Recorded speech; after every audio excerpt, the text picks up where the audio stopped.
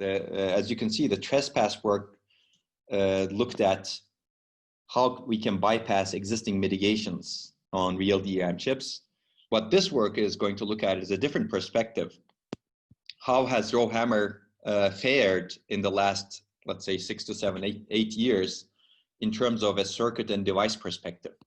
Basically here, we're going to disable all the mitigations and examine RowHammer from a lower level perspective and understand its scaling properties, and basically also look at the scaling properties of the mitigation or solution mechanisms to RowHammer, so that hopefully we can understand how the solution mechanism will fare into the future, and what can we do about it. Okay, so this is a very different perspective, and this was published, as you can see, in ISCA. If you can also watch Jeremy's presentation on it as well. Okay, so let me give you a very high-level summary. Clearly, denser DRAM chips are well vulnerable to RowHammer, but there has been no characterization-based study that demonstrates how this vulnerability scales. So our original paper in 2014, which we discussed extensively, showed that vulnerability, but it was not a scaling study that covers many chips. It was mainly focused on DDR3, for example, right? Even though there were different generations of DDR3, sure, but it was still limited.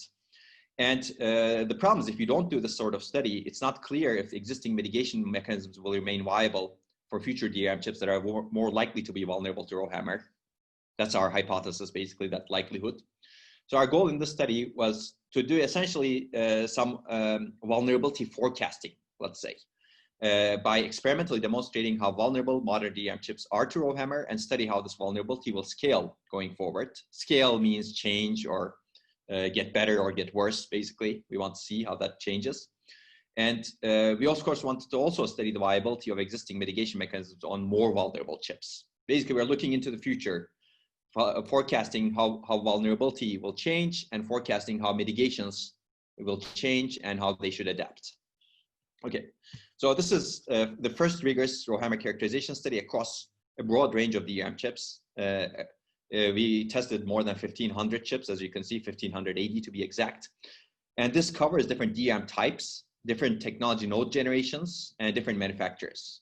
So this is new, basically. So this was not done before. And we found that the RowHammer vulnerability worsens in newer chips. This is not necessarily news, but it's always good to quantify how bad things will get. We do a RowHammer mitigation mechanism study where we show that how 5 state-of-the-art mechanisms are affected by worsening vulnerability. So we will cover this in detail.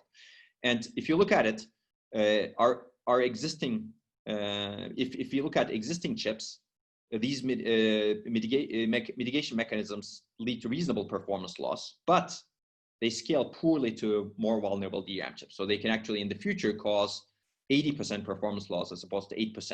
Even 8% is high, in my opinion. But if the RowHammer vulnerability becomes worse, having a solution that loses 80% of your system performance is probably not good. So the paper concludes, similarly to trespass, that it's critical to research more effective solutions to RowHammer for future DRAM chips that will likely be even more vulnerable to RowHammer. Now let's go through this in a little bit more detail. That was the executive summary.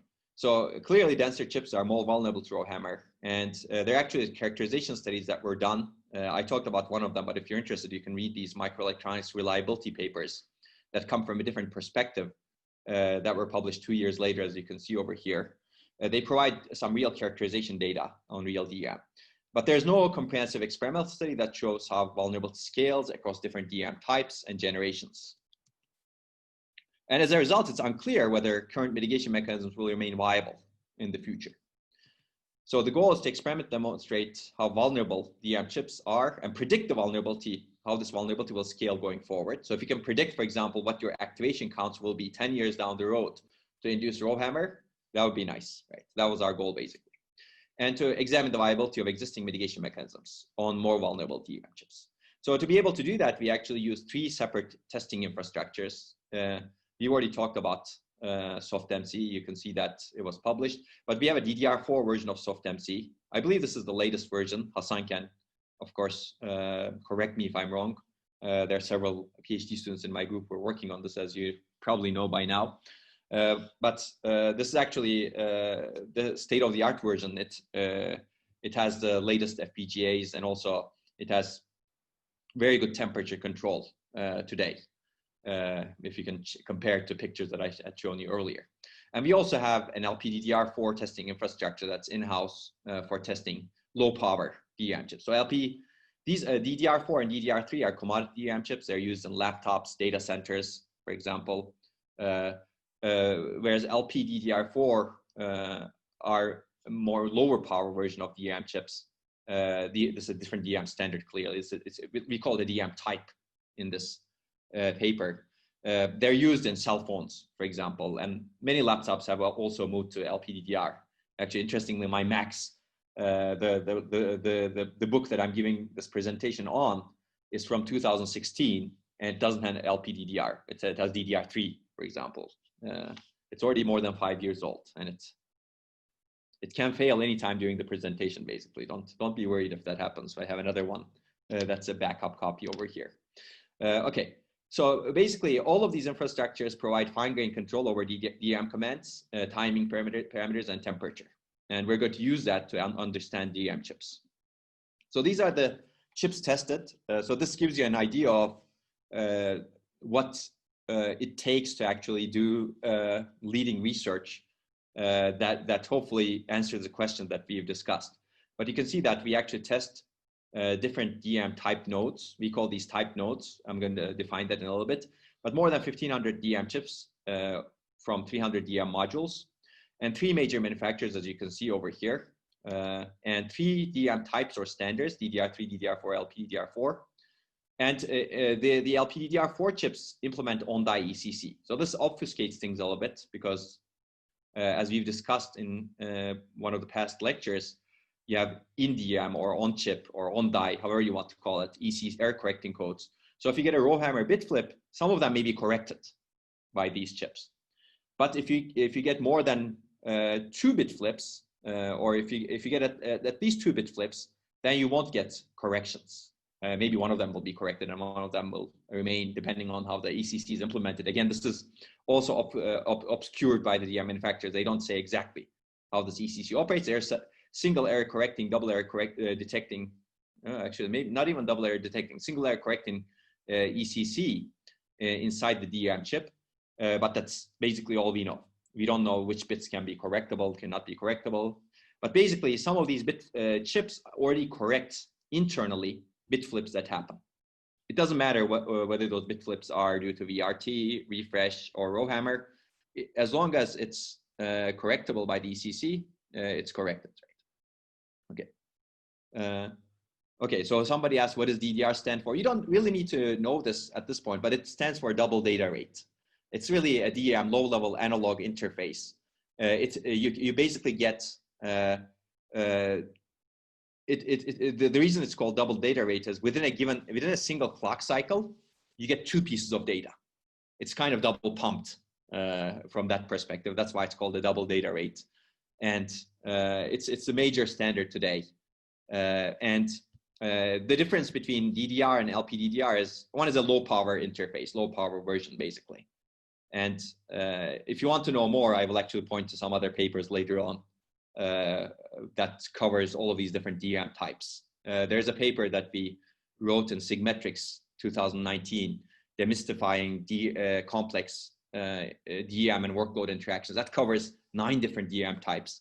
It goes into detail in terms of the characteristics of different DRAM types. So I would please, my TAs for taking notes, please put that paper online.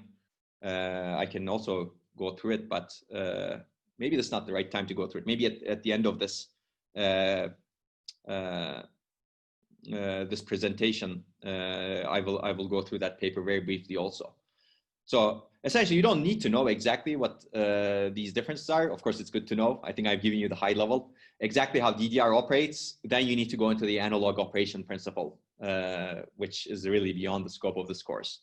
But you just need to know, even you don't need to know this, but you get 2 data elements per clock cycle. It used to be that earlier DRAM chips were single data rate. It was called SDR. You get 1 data element per clock cycle. And DRAM manufacturers figured out a way to actually increase the bandwidth by double pumping. In a sense, you get one data element at the beginning of the clock cycle, or in the middle of the clock cycle, and another data element at the end of the clock cycle. So you can actually double pump. Okay, there's another question. What's the criteria for being correctable by ECC? So basically, for that, again, I will refer you to other papers, but internally, within a single ECC block, which is a cache block, I'm simplifying things a little bit, but within a cache block, you should get at most one error, one bit flip, to be correctable by the ECC that's currently implemented in LPDDR chips. If you have 2 bit flips in a single cache block, then you cannot correct it. The in-DRAM ECC cannot correct it. Okay, that's the idea basically. And again, if you're interested in this, I would recommend looking into our DSN 2019 paper, where we reverse engineer some of the ECC, and we have an updated version, Micro 2020 paper, which does even more, not just reverse engineer. So I would recommend looking into that as well. Again, these whoever is taking notes among my TAs, I think it's Hayu and Konstantinos, please put these papers up as suggested readings so that people can look at it. Okay, these are good questions. Okay, so we also look at 2 technology nodes per DRAM type. So old and new, 1X and 1Y. 1X is actually around, I think, 18, 19 nanometers. 1Y is 17, 16 nanometers, something like that. In general, memory manufacturers use this sort of 1X, 1Y, 1Z, 1T characterization to talk about the technology node. They don't tell exactly how many nanometers it is in terms of feature size, but 1X is upper end of the 10 nanometer range, 18, 19, let's say. 1Y is 16, 17, let's say. It's a good ballpark. And some of them, we don't know the exact technology node, so we say old or new. We try to classify basically, because this information is really not public. This information is not provided. Whenever you get a DRAM chip, they don't tell you, oh, this is my technology node. You need to somehow use your expertise and do other tests, etc., to figure out whether it's an old generation or a new generation. Yeah, there's not much exposed to you in DRAM. So the last question that was asked, for example, what's the criteria for being correctable by ECC? Even that's not exposed to you in DRAM, basically. You need to reverse engineer and figure that out. Okay, so basically we're going to define this type node, DRAM type node. It's really essentially DRAM, it's a configuration describing a chip's type and technology node generation. So we divide chips into 6 type node categories: DDR3 old, DDR3 new, DDR4 old, DDR4 new, LPDDR4, let's say old, LPDDR4 new, 1X, 1Y. Okay, and you can see the number of chips that are tested, and clearly we don't have enough chips in some, or no, we have no chips in some cases. That's unfortunate, but sometimes it's not easy to get a hold of these chips actually, especially the cutting edge generations that you're dealing with. Okay, so basically we characterize the chips at worst case conditions. So I'm not going to go through the methodology in a lot of detail over here. You can read the paper, but this is just to give you an idea of, you need to basically get the methodology right to do these experiments correctly. You need to prevent other source of interference during core test loop. You need to disable DRAM refresh, so that we want to look at the vulnerability from a circuit perspective, because some of these chips, as you know by now, implement mitigation mechanisms. By disabling DRAM refresh, we get rid of the DRAM mitigation mechanism, RowHammer mitigation mechanism, because we really want to understand the core circuit vulnerability. Mitigation mechanism may be useful, useless. Clearly, we've shown that it's useless in the previous paper, but that's not our point here. We're not bypassing the mitigation mechanism. We want to understand how the cells are becoming worse or better, but they're going to become worse, as you can imagine. And we get rid of the calibration events and, as I said, mitigation mechanisms. Okay, we avoid the retention failures by testing less than the refresh window, 32 milliseconds. So, but we don't get a lot of retention failures anyway, because even if we don't do this, because we're testing at a room temperature. And we try to get the worst case access sequence based on observations from prior work. Basically, we try to repeatedly access the 2 directly physically adjacent rows as fast as possible. This is based on prior work. There may be better worst case patterns, as I discussed, going into the future, but at this point, we don't know them. So we actually do double-sided hammering in this case. Again, many-sided hammering can actually be worse even in the presence of no mitigation mechanism, but that remains to be seen. Okay, this is the testing methodology. Basically, we're going to set a row to a victim row. We're going to set adjacent rows, aggressor rows, and we reverse engineer mapping such that these are physically adjacent. And then we disable the DRM refresh. As you can imagine, we're going to refresh the victim row so that initially it's fully charged. We don't have retention failures. And then we go into this core test loop where we alternate accesses to the aggressor rows, as you can see. So we keep doing this alternation for some time. Well, some time means hammer count. Basically, we're going to do this for some hammer count, and we're going to see for different hammer counts, we're going to repeat the study, and we're going to see when we observe failures in the victim row. That's the idea. So it's a very simple study, as you can see. Okay, one hammer count is essentially 2 accesses. So keep this in mind. We're going to call hammer count, it's essentially a double-sided hammer, 2 accesses, 1 to each of the aggressors at the top and at the bottom. And we prevent further retention failures by enabling DRM refresh right after this loop is over.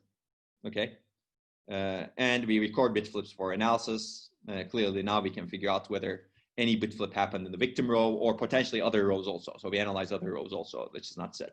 And then we restore bit flips to original values, and we repeat the testing again and again to have confidence in the results. So this, and then we move to the next victim row, of course, after that, as you can see.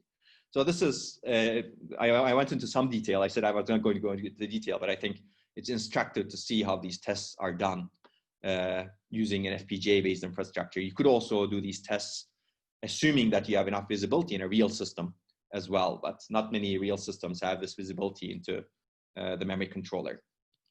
Okay, and then you keep doing this for every single location in memory. So you can clearly see that this is a very heavyweight test, because we also study data patterns. Actually, we use the worst case data pattern here, but some of our studies, we also study the data pattern. So once you change the data patterns in the victim row and the aggressor row, that becomes an even bigger, heavier study. Okay, let me give you the key takeaways, and then we're going to go into a little bit more detail. Basically, the biggest takeaway is chips of newer DRAM technology nodes are more vulnerable to RowHammer. And there are chips today, existing chips, whose weakest cells fail after only 4,800 hammers. This is a very low number. This is 4,800 to each aggressor row. So it's really 9,600 activations divided equally between 2 physically adjacent rows, right? That's not a lot, right? If you remember what I said for our original study, you needed to do 130,000 plus 139,000 to be exact to cause a bit flip with single-sided RowHammer. Okay, this is double-sided, granted, but 4,800 is it's essentially more than an order of magnitude, right? Lower. Okay, 6 years later, we're more than an order of magnitude lower, plus a stronger RowHammer attack, of course. And chips of newer DRAM technology nodes can exhibit RowHammer bit flips in more rows and farther away from the victim row. This is also another thing that shows that you need to have a better solution than just physically, refreshing physically adjacent rows, right? Okay, so now let's go into a little bit more detail. So these are clearly alarming in our view, as you can see. It's getting worse, and 4,800 is not a large number. Okay, so this is the first question that we're going to look at. Can we induce RowHammer bit flips in all of our DRAM chips? And basically, all chips are vulnerable except for many DDR3 chips, according to what we see. So you can see that more than 84% of the chips that we test are vulnerable. And within DDR3 old chips, only 12% are vulnerable. And DDR3 new chips, 65% chips are vulnerable. So it's interesting, actually. So clearly, DDR3 old and DDR3 new, they became worse over time because there's some scaling problem. And this is kind of expected. So newer DRAM chips are more vulnerable to RowHammer, clearly, as expected also. Let's look at the data pattern dependence. I mentioned this last time, and we mentioned this in retention failures. This is such a fundamental thing, basically. Data patterns are so important in memory that not all data patterns are equal in terms of the reliability issues they cause. And if you know this, then you might actually come up at the higher level with some encoding mechanisms that make your memory more reliable, right? This is just an idea, but it's certainly possible to do this. People have examined this in the context of phase change memory, for example. Can we make non-volatile memory more reliable by storing nicer data patterns? And to be able to do that, what do you need to do? Essentially, you have an encoder in your software or in your memory controller. You can do it anywhere that doesn't really destroy your performance. And that encoder encodes your data patterns coming out of your program, let's say, to a nicer pattern. And then when you read, you decode. And in the end, hopefully you get better reliability and reasonable performance overhead. So this is possible to do in non-volatile memory chips. And I think this may be something interesting to examine going into the future.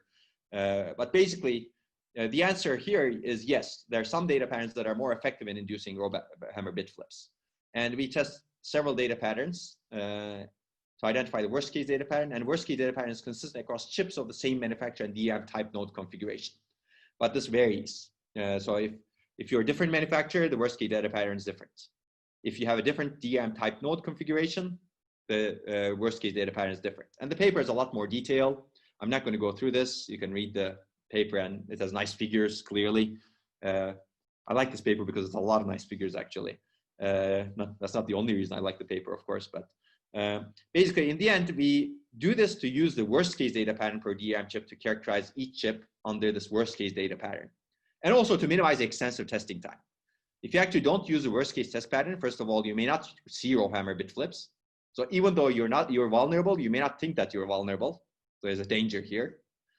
And also even if you see bit flips, you may see them much later than you would otherwise see with the worst case data pattern.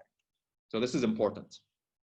This also gives you an idea of how bad RowHammer testing is and why these issues are still prevailing and they're not going away basically. I think they'll keep haunting us until we figure out a way of screening for RowHammer relatively easily. It's like COVID basically. I think COVID-19 is going to keep haunting us until we figure out a way of really screening it in some way and containing it. I think RowHammer has some similarity. Okay, the figure has details, the paper has more detail. Okay, let's look at the hammer count effects. So assuming you did this worst case hammering, double-sided hammering, how does this hammer count, HC value, affect the number of bit flips induced? So we're going to draw figures that look like this. So this is, and we're going to look at the bit flip rates, as you can see over here. This is basically the probability of getting a bit flip with different hammer counts. X-axis is hammer count, y-axis is probability of getting a bit flip. So 10 to the 4 is 10,000 or so, as you can see. 10 to the 5 is around 100,000, as you can see. Clearly, it's probabilistic, right? You can see there's a lower bound over here. This goes to 0, and this is 100% probability. So ideally, you would like to be 0 all the time, even though we don't plot 0 over here because we plot cases where lead to error rates. But this is one example figure, manufacturer A, DDR4 new generation. And you can see the bit flip rate increases significantly as hammer count increases. This doesn't sound good, right? So 10 to the minus 3 is 1 out of every 1,000 cells get bit flips. Okay, and remember hammer count is 2 axes, 1 to each adjacent row of victim. So let's look at these figures for 3 major manufacturers. And these are the examples that we see. These are different generations, as you can see. And there are clearly multiple takeaways over here. One is as hammer count increases, bit flip rate increases. That's pretty much true. The second big takeaway is as you get newer generations of DRAM, the curves shift to the top, as you can see, to the this way, basically, to the left and top. Which means that as you go from an older generation to a newer generation, you see more bit flips at a given hammer count, and you see the bit flips earlier at smaller hammer counts. Right?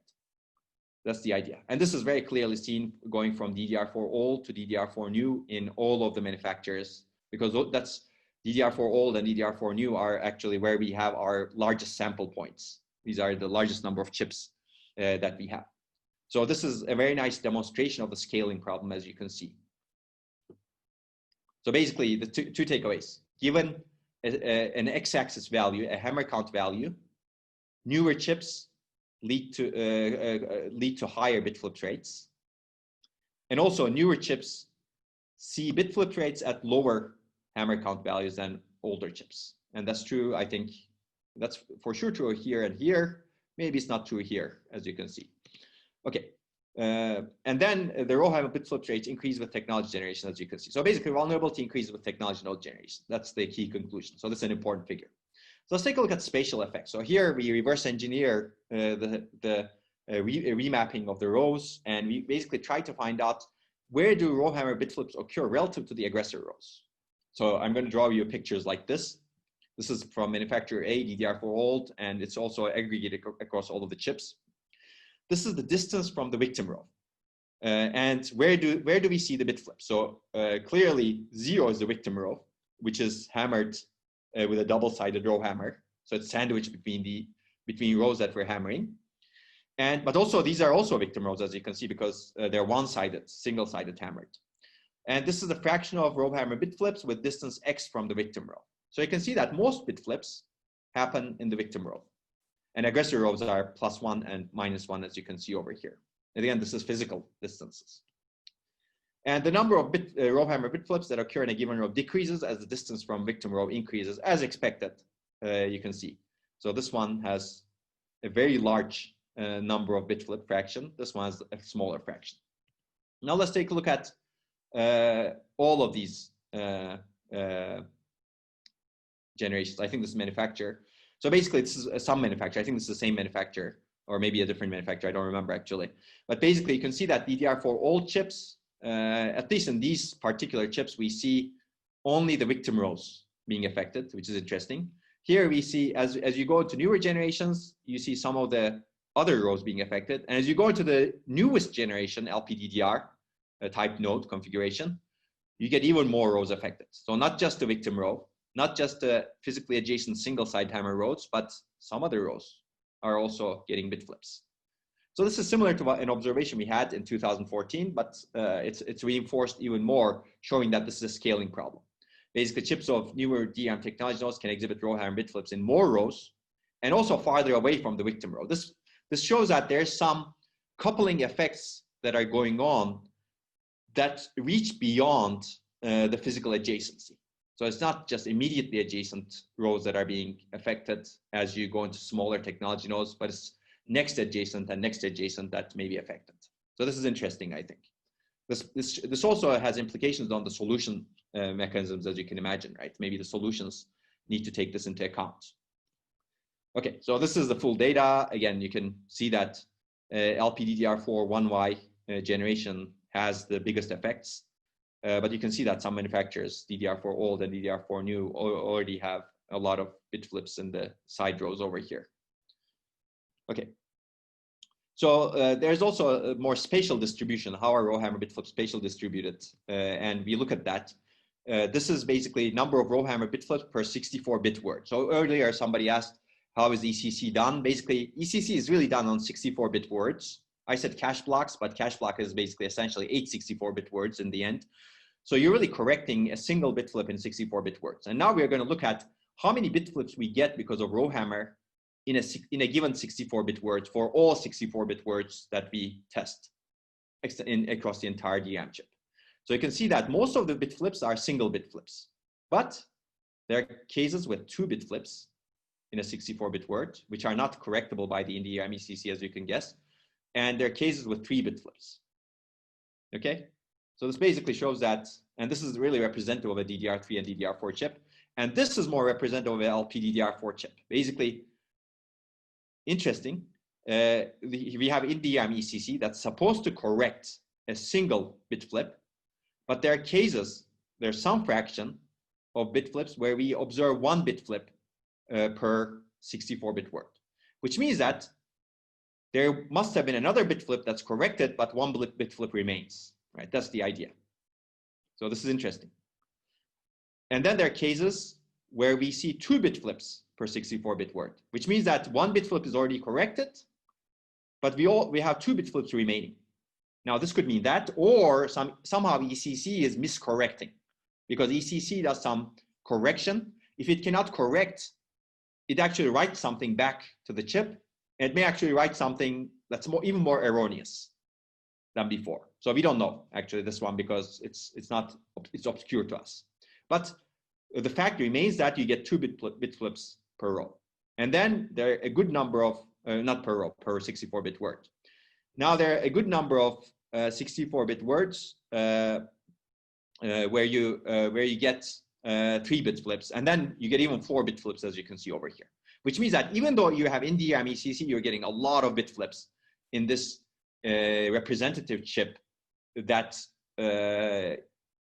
is supposed to correct single bit errors, and also it's heavily scaled, right? This is a representative chip that's of the latest generation. Okay, so basically the distribution of RowHammer bit flip density per word changes significantly in LPDDR4 chips for multiple reasons. One is these are the heavily scaled chips, plus the second reason is these have in DRAM ECC. So single bit flips are rare because they're mostly corrected. They're transformed into only 2-bit flips are transformed into single bit flips, and then you have some miscorrections. And if you really want to understand those miscorrections, I'd recommend reading our DSN 2019 and Micro 2020 papers on in DRAM ECC. Again, I don't have time to cover that because that goes into how you implement ECC, how you get miscorrections, etc. It's fascinating, I think. Okay, basically, the bigger takeaway is if you really want to correct this problem with ECC, a single bit error correcting ECC is not going to work. You really need a very strong ECC. Basically, you need to be able to correct at least 4-bit flips if you want to get rid of RowHammer errors over here. That's our conclusion over here. Okay, I see I have a question over here. Why are the row distances always even? I think this is based on this particular figure. They're not always even, actually. If you see over here, so I think what you're referring to is this looks kind of even, but even this is not even. Okay, why are they always even? So that's a good question, I think. Oh, I see what you mean. This is basically why do you get only in -2, +2, +4, +6? So here it's obvious, I think, but I think here internally there's some remapping that happens in DRAM that shields some of the odd rows. Let me put it that way. Basically, there's some scrambling that's happening in the address bits that remaps the odd rows somewhere else, let's say. And I'll keep it that way for now. Somehow there's some shielding that's going on, and this is something that's also we're investigating going into the future. But you're asking absolutely the right question, actually. If you want to reverse engineer some DRAM chips, let me know. This is absolutely a right question going forward. Like why do you get this effect? Is a good question. So internal remapping basically is a higher level explanation. There's some more explanation in the paper. I would suggest going into that. There's some more explanation on how that remapping happens in some chips, but clearly we have not reverse engineered all of the possible chips. So, but we suspect that in all of them there's some internal remapping, and that's the reason. Okay, very good question.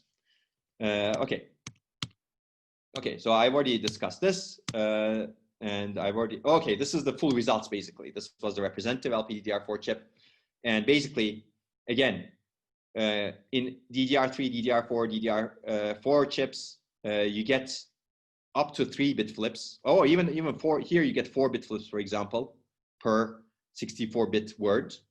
But LPDDR4 becomes much worse, as you can see over here. The distribution changes, and I already gave you the more reasons. Okay, so it's very interesting. So okay, this is also interesting. When do you see the first RowHammer bit flip per chip?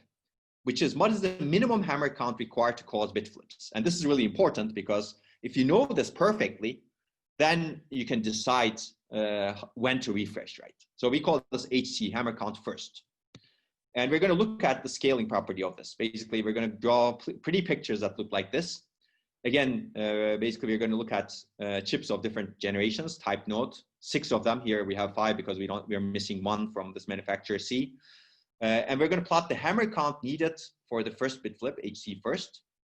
And we're going to look at how it scales in each DRAM type node. So basically, we're going to look at all of the chips in a given type node generation. So each point represents 1 chip here, and distribution represents the spread across many chips. And this is median. And you get the 75% point, 25% point, and the whisker, which is the final points, 100% points over here, basically. So you can see in this manufacturer that DDR4 old chips over here, the minimum hammer count, HC first, is very large, but it goes down in DDR4 new chips. And if you really want to stretch and do the scaling study, LPDDR4 chips goes down even more. DDR3 new chips are actually lower, as you can see over here. So something happened between DDR3 and DDR4 that may have made these chips more robust. We don't know for sure, at least to HC first. So this is the first bit flip, right? This is not all of the bit flips. At least the first bit flip, somehow there's some resilience that happened, but clearly that resilience has gone down a lot. And you can see that the distribution, but this is just one manufacturer. Other manufacturers show different results. But overall, it's very similar. The trends are similar. Okay. So basically, we're going to focus on the trends across chips of the same DRAM type. That's the easiest to understand, of course. So you can see, for example, manufacturer A. Okay, let's look at all of the scaling trends that show that RowHammer is becoming worse. So you can see manufacturer A going from DDR4 old to new, HC first reduces a lot. LPDDR4 old to LPDDR4 new, again, it reduces a lot. And you can see this number is the lowest number over here, which is the 4800 number. It's going close to zero, as you can see. So you can see the scaling trend here. Here, it's kind of anomalous, right? We don't also know why this has increased, but I think we are not able to perfectly categorize DDR chips as old and new. We did our best, and it may be because of that. It may be because some improvement happened. We don't know basically exactly. Something similar has happened over here, as you can see over here. Again, we may not be able to perfectly characterize old versus new chips. But clearly, LPDDR4 chips are much worse than anything we see over here. And okay, this is also interesting in manufacturer C. I already showed you scaling trends. Basically, the key takeaway here is across a very large number of chips, newer chips from a given DRAM manufacturer are more vulnerable to RowHammer. And these are some numbers. In a DRAM type, HC first reduced significantly from old to new chips. In DDR3, 69K to 22K. Remember, these are double-sided hammers. In DDR4, 17.5K to 10K, and LPDDR4, 16.8K to 4.8K. So you need to do only 4,800 activations. Some benign applications may be able to do that, actually. Think about it this way. Basically, we're going into a future where potentially benign applications are going to cause bit flips. And that's very dangerous, assuming you have no protection mechanisms, of course, right? Okay, so it's good to think about it, and then maybe think about, okay, if we're going into this future, then how are we going to fix the problem? Okay, I've already given you the key takeaways. I'm not going to repeat them. Basically, the problem is getting worse. So let me go into the mitigation mechanism a little bit. If you have questions, feel free to put on the chat or feel free to interrupt. But we can discuss more for sure. So we're going to look at mitigation mechanisms. Now for this, we need to have a cycle level simulator because we're going to look at many different mitigation mechanisms that are proposed in the literature. And we're going to look at real workloads to look at the performance overhead of these mitigation mechanisms. We're going to assume that mitigation mechanisms are perfect. That's a side discussion. They are not perfect. They're not able to prevent everything. And we discussed that briefly in the paper. But even assuming that they're able to prevent every single bit flip, given their current implementations, how much overhead do they cause? So that's the mindset we have. Assuming that these mitigation mechanisms are perfect, how much overhead do they cause? So the overheads that they will cause are actually going to be larger if they were made perfect, because making them perfect requires a lot of additional refreshes, as we will see, as we've already seen, kind of, right? So we're going to look at multiple metrics to evaluate these mitigation mechanisms. One is DRAM bandwidth overhead, which is a fraction of total system DRAM bandwidth consumption due to the mitigation mechanism. And I'm going to mainly focus on normalized system performance. Basically, this is the normalized speed up, normalized performance, let's say. Don't worry about the way to speed up over here. You will see that later on, to 100% baseline. So the baseline performance is 100%. If you go to 50%, you halve your performance. Not good, right? Okay.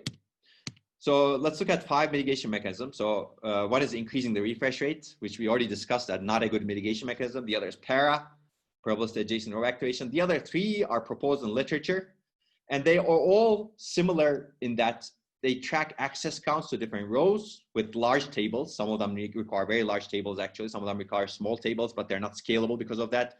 And then based on that, they refresh some adjacent rows. That's the idea. I'm not going to go into the detail. You can read the papers. You can actually look at the existing paper. And it's not that interesting, frankly, beyond what I said. And some of these are actually really, really hard to decipher. Okay. So, and then we are going to look at one ideal refresh-based mitigation mechanism, which we will call ideal. I'm going to describe that when we get to it. This is going to be the upper best possible refresh-based mechanism that you can get, because it tries to minimally refresh adjacent rows. It doesn't want to, basically, we don't want to do more preventive refreshes than necessary. And as I said, you can actually look at more description in the paper for the mitigation mechanisms. Okay, let's look at, so this is the kind of figure we're going to look at. Basically, we're going to sweep HC first. This is going to be a future vulnerability forecasting study. We're going to start from somewhere over here, 10 to the 5, let's say. We're going to go down to 10 to the 2, which is 100. Actually, we're going to go down to 128, I think. And we're going to look at the system performance overhead of all refresh mitigation mechanisms. So increase refresh rate. Essentially, we're going to increase the refresh rate as much as possible such that we don't get errors. And at some point, you can see over here, which is somewhere between 10 to the 5 and 10 to the 4 hammer counts, refresh rate mechanism becomes terrible, meaning it reduces performance by 80%, meaning you're 5x lower now. If your performance is 100, you go down to 20, you're 5x lower with running real applications. And at that point, it's not going to scale because you're going to go down to 0 basically in the next time, or you cannot find a refresh rate that's good enough for you. So this is not a good solution, as you can see, it's not scalable. Okay, Pera, which we discussed last time, it's actually nicely scalable. You can go down to really, really small, I believe this is 64. Don't quote me on it, but look at the paper. You can go down to 64, 128, 256. So the mechanism actually works. And we actually adjusted the Pera to make it robust. But it becomes to have very high performance overhead after some number of hammers, which is somewhere between 10 to the 4 to 10 to the 3. Basically, it has more than 10% performance overhead after this point, and at this point, it has 60%. At this point, it has 80%. But granted, this is on the 128 hammers, right? Okay, hopefully we won't get into 128 because that's almost like a real benign application. Okay, so this is not scalable in the end if you are in this regime. Okay, ProHit is another mechanism. I didn't discuss how it operates, but essentially it has some access counters and then refreshes adjacent rows. MR lock is similar. And unfortunately, they are not intuitively scalable below 2K hammer count. At 2K hammer count, their overheads are actually quite good, but if you want to scale, it becomes very non-intuitive, and we cannot find how to scale them. And also their tables are large, which I'm not going to discuss over here. And then Twice is another mechanism that is similar in terms of how it operates at the high level. Keep track of access counts, refresh adjacent rows. If you have too many accesses, activates. And it doesn't support hammer count values below 32K. And so we actually give the benefit of the doubt to the mechanism, and we have an ideal scalable version. It's very ideal. It solves some true critical design issues that we talk about in the paper, but I'm not going to talk about now. And if you do that, then if you're lucky, and if you do that magic, let's say, then this is scalable actually, as you can see. And it's not bad, it's even better than Pera. But doing so is not easy in the end. Okay, so ideal is here basically. It's always good to do this vulnerability scaling and look at ideal mechanism. Ideal essentially issues a refresh command to a row only right before the row can potentially experience a RowHammer bit flip. So only right before you get the HC first. So if HC first is, let's say, 1000, right after the 999 activates, you issue the refresh to adjacent rows such that they don't get the bit flips. That's the idea. Okay. So of course, you can make even, this is not the ideal. This is ideal assuming a uniform hammer count across the entire chip. So there's variation within a chip, as I've discussed, and because of that, ideal is not HC first is not uniform, and as a result, you can have another ideal over here, which is you find out the HC first value for every single row in DRAM, and you basically refresh appropriately based on that HC first value for every single row. Now that's very hard to do. That requires even more exhaustive testing than what we've done, because here finding the HC first for the entire DRAM is easier. I'm not going to go into detail, but finding the HC first for every single row requires now even more testing, right? So the real ideal, assuming you can do all of that testing, is actually even better. So for example, here you lose only 6% performance, I think. Yes, if your hammer count is 128, which is not bad actually for that kind of a hammer count, because there's no solution that gets even close. Okay, so the real ideal is actually probably closer to 0%, but the real ideal is very difficult to implement. Okay, so now let's lay over what we have found with our experimental results from real DRAM chips. So DDR3 all this year, that's the hammer count we see, worst case hammer count. LPDDR4 1Y is here, worst case hammer count. So we're getting closer to this territory, as you can see. So Pera is perhaps not doing well. So ideal is of course going to do well over here, and some other mechanisms may or may not be doing well, because their implementation costs may be high. But basically, these three mechanisms that already exist mitigate RowHammer bit flips in worst chips today, which is this, what we've tested, with reasonable system performance. But they come at a cost, and it's not clear if they work perfectly. Keep that in mind. But only Pera's design scales to low HC first values, but has very low normalized system performance values. An ideal mechanism is significantly better, as you can see, than any existing mechanism for a hammer count that's less than 1,000 or so. So basically, the takeaway is there's a significant opportunity for developing a RowHammer solution with low performance overhead that supports low hammer count. And I believe that we're going to get somewhere around here. We don't know, we will see. But clearly as DRAM scales, we're going to march down the HT first values that go to from left to right over here. I don't know when we're going to stop. At some point, maybe the manufacturers will actually not be able to scale DRAM to have even lower HC first values for other reasons, maybe retention time, maybe variable retention time issues. We don't know, but essentially this sort of scaling study is very important because we're now forecasting the vulnerability and checking how it's scaling. Okay, so there's significant opportunity. Basically, okay, I think we've already said this. Existing mechanisms tolerate the RowHammer attacks reasonably, I think. Existing mechanism literature, not TRR mechanisms. But they do not scale well, and there's significant opportunity for developing a mechanism with low overhead that's scalable. Okay, there are a lot of details in the paper. I'm not going to go through this, but this paper is actually very exhaustive. It's even more exhaustive than the original RowHammer paper that we have done. Clearly, there are more chips here, more modules, not more manufacturers, but more generations. We'll look at single cell bit flip probabilities, data pattern dependence, error correcting codes. There's an analysis of error correcting codes, actually. If you're interested in error correcting codes, I recommend looking at it. And clearly, there are additional observations that I have not had time to discuss. Okay, so let's talk about solutions going forward. So we talk about problems. Clearly, this is a problem. So let's talk about what could be promising directions. And I think this is an area where people can innovate in many ways, and it's an area that's much needed, that much requires innovation, and also it's critically needed. So the paper discusses two promising directions, but there could be more, of course. This is our conclusion based on what we've seen, and I think the first conclusion is nothing new to you. We've discussed DRAMs and controllers cooperating, DRAMs and system cooperating. Basically, I think we need a more holistic solution where DRAM and system cooperates. We cannot just put stuff in DRAM and expect things to work really well. So memory controllers need to take some action.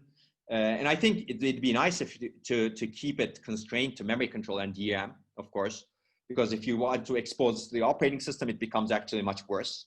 And I think these sort of problems should not be exposed to software in general, unless there's a critical problem that cannot be corrected, of course, right? Okay, so I think it's very interesting. The other is very interesting direction that we explored a little bit, but we didn't find a good solution yet.